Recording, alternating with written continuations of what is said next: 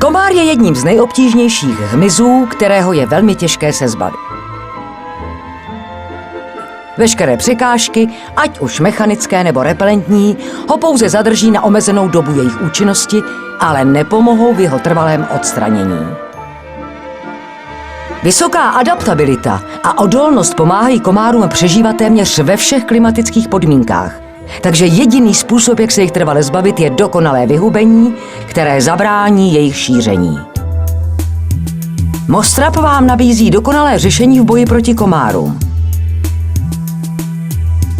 Tato revoluční past je určena pro použití ve venkovním prostoru, kde působí přímo proti reprodukčnímu cyklu komáří populace. Víme, že na člověka útočí pouze samičky, které právě pro vývoj svých vajíček potřebují získat proteiny z krve. Během svého 30denního životního cyklu nakladou až 3000 vajíček. Komáři nemigrují. Je prokázáno, že žijí a potravu hledají pouze na jednom místě v okruhu 100 metrů od místa výskytu. Vábnička Mostrap vám garantuje zaručenou působnost na ploše 1000 metrů čtverečních.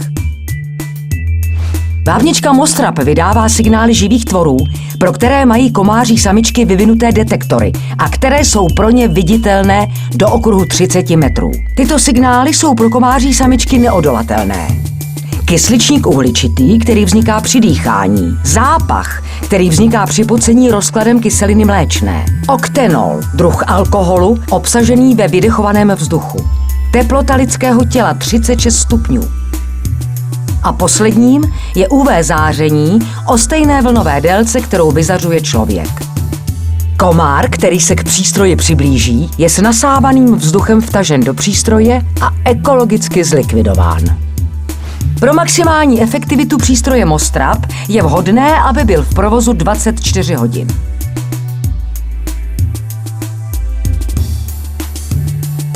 Náklady na jeho provoz jsou velmi nízké, díky příkonu 25 W. Obsluha přístroje Mostrap je velmi jednoduchá. Vložte kazetu, která má životnost 40 až 50 dní, uzavřete ji krytem, přístroj připojte do zásuvky, stiskněte přepínač a adios, komáři.